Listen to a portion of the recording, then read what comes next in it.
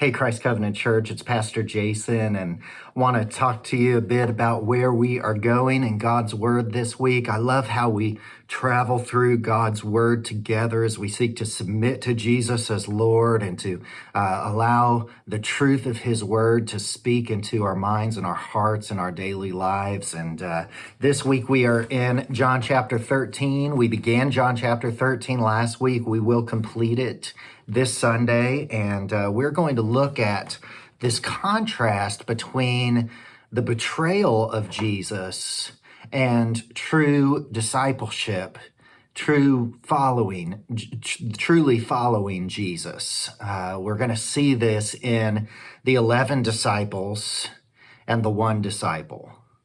There were 12 disciples in Jesus' inner circle, and we're going to see Judas as the betrayer and the 11 disciples as genuine followers of Jesus. And we're going to contrast these two and see that everyone who has ever lived or existed falls into one of these two categories. And these are the one of two categories that matters not only for our present lives, but for our eternities. And so we're going to think through Judas as betrayer.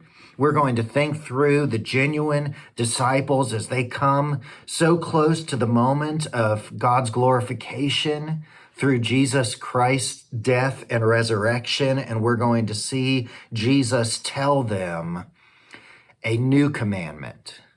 He's going to give them a new commandment. And when we hear those words, new commandment, our ears perk up and we think, man, what is this new commandment going to be? And then we might be a little surprised and even confused to read of what Jesus' brand new commandment is. And so I want to encourage you to read John chapter 13.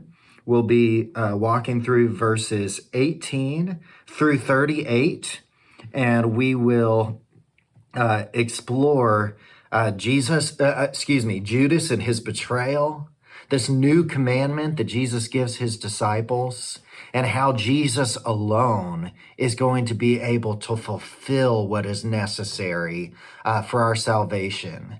And so look forward to walking through this passage with you as we gather to worship this Sunday. We will also be celebrating our graduates this Sunday and worshiping by taking the Lord's Supper together, for this is the fourth Sunday of the month already. And so prepare your hearts and minds for these things as we gather on the Lord's Day, and look forward to seeing you then.